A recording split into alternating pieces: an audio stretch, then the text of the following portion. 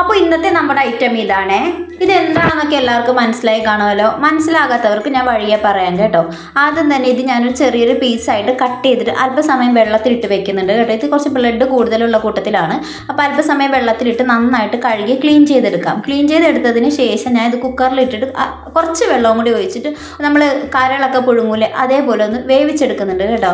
ഇതുപോലെ ആട്ടോ ഞാൻ വേവിച്ചെടുക്കുന്നത്. സെയിം ഈ കരളൊക്കെ വേവിക്കുമ്പോഴൊരു സ്മെല്ലും കാര്യങ്ങളും തന്നെയാണ് കേട്ടോ ഇത്.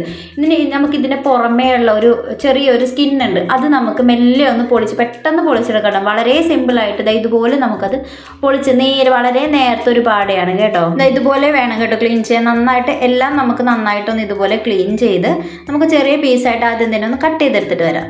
അങ്ങനെ ഞാൻ എല്ലാം ചെറിയ പീസായിട്ടൊന്ന് കട്ട് ചെയ്തെടുത്തിട്ടുണ്ട്. ഇത് ശരിക്കും പറഞ്ഞാൽ സ്പഞ്ച് പോലെയായിട്ടിരിക്കണം, അത്ര സോഫ്റ്റ് ആണ് കേട്ടോ ഇത്. ഇനിയിപ്പോൾ കറിക്കായിട്ട് ഞാൻ ചൂടായ ചട്ടിയിലേക്ക് വെളിച്ചെണ്ണ ചേർത്തിട്ടുണ്ട്. വെളിച്ചെണ്ണ ഒഴിച്ചതിന് ശേഷം 2 മീഡിയം സൈസ് സവാളയും കുറച്ച് കറിവേപ്പിലയും വേണമെങ്കിൽ 2 പച്ചമുളകും കൂടി ചേർത്ത് കൊടുക്കാം കേട്ടോ. പച്ചമുളകും കൂടി ചേർത്തിട്ട് നമുക്ക് ഇതൊന്ന് നന്നായിട്ടൊന്ന് മൂപ്പിച്ചെടുക്കാം.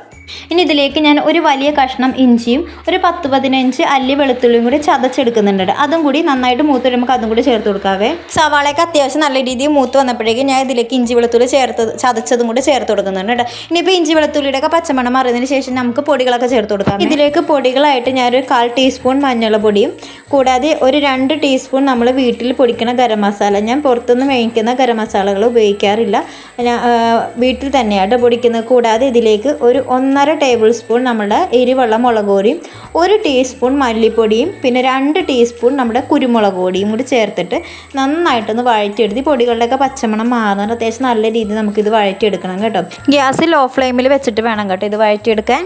അതുപോലെ തന്നെ നിങ്ങൾക്ക് ഇതുപോലത്തെ വെറൈറ്റി ആയിട്ടുള്ള റെസിപ്പീസ് കാണണം എന്നുണ്ടെങ്കിൽ എൻ്റെ അക്കൗണ്ട് ഒന്ന് ഫോളോ ചെയ്തതിന് ശേഷം ഒന്ന് സെർച്ച് ചെയ്യുകയാണെങ്കിൽ ഞാൻ വളരെ കുറച്ച് നാളുകളായിട്ടുള്ളൂ കുക്കിംഗ് റെസിപ്പീസ് പോസ്റ്റ് ചെയ്യാൻ തുടങ്ങിയിട്ട്. പക്ഷേ ചെയ്തിരിക്കുന്നതെല്ലാം കുറച്ച് വെറൈറ്റി ആയിട്ടുള്ള ഐറ്റംസ് തന്നെയാണ് കേട്ടോ. ഇനിയിപ്പോൾ ഇതിലേക്ക് ഞാൻ വേവിച്ച് വെച്ചിരിക്കുന്നതും കൂടി ചേർത്ത് കൊടുക്കുന്നുണ്ട്. അപ്പോൾ ഇതെന്താണ് ഐറ്റം എന്ന് ഇത് നമ്മുടെ പോത്തിൻ്റെ കരിനാക്കാണ് കേട്ടോ. അതാണ് കേട്ടോ ഞാൻ ഇന്ന് ചെയ്തിരിക്കുന്നത്. അപ്പോൾ അതും കൂടി ചേർത്ത് കൊടുത്തിട്ട് പാകത്തിന് ഓൾറെഡി ഇത് വെന്തതാണ്, എന്നാലും നമ്മൾ അത്യാവശ്യം നല്ല രീതിയിൽ ഇതൊന്ന് വേവിച്ചെടുക്കുന്ന ആവശ്യത്തിന് വെള്ളവും കൂടെ ഒഴിച്ചിട്ട് നമുക്ക് പാകത്തിന് ഉപ്പും കൂടി ചേർത്ത് അത്യാവശ്യം നല്ല രീതിയിൽ നമുക്ക് മൂടി വെച്ചിട്ട് ഒന്ന് വേവിച്ചെടുക്കാം കേട്ടോ. അതുപോലെ തന്നെ ഇത് കഴിച്ചവരോ കഴിക്കാത്തവരൊക്കെ ഉണ്ടെങ്കിലും ഒന്ന് അറിയിക്കണം കേട്ടോ. അതേപോലെ നിങ്ങളുടെ അഭിപ്രായങ്ങളും നിർദ്ദേശങ്ങളും ഒക്കെ കമൻറ്റിലൂടെ അറിയിക്കാം കേട്ടോ. ഇനിയിപ്പോൾ ഇത് നമുക്ക് നന്നായിട്ട് മിക്സ് ചെയ്ത് ഒരു ഗ്രേവി രീതിയിലാണ് കേട്ടോ നമ്മൾ എടുക്കുന്നത്. ഇതങ്ങനെ പോത്തിൻ്റെ കരിനാക്ക് ഇവിടെ ഏകദേശം ചാറൊക്കെ വറ്റി കുറുകി വരുന്നുണ്ട്. ഇനിയിപ്പോൾ അവസാനമായിട്ട് നമുക്ക് ഇതിലേക്ക് കുറച്ച് കറിവേപ്പിലയും കൂടി ചേർത്ത് കൊടുക്കാം കേട്ടോ. അപ്പോൾ കഴിച്ചവരും കഴിക്കാത്തവരൊക്കെ പെട്ടെന്ന് കമൻറ്റ് ചെയ്തോളൂ. ഇനിയിപ്പോൾ അടുത്ത ദിവസം എൻ്റെ ഒരു പുതിയൊരു റെസിപ്പിയുമായി നമുക്ക് വീണ്ടും കാണാം.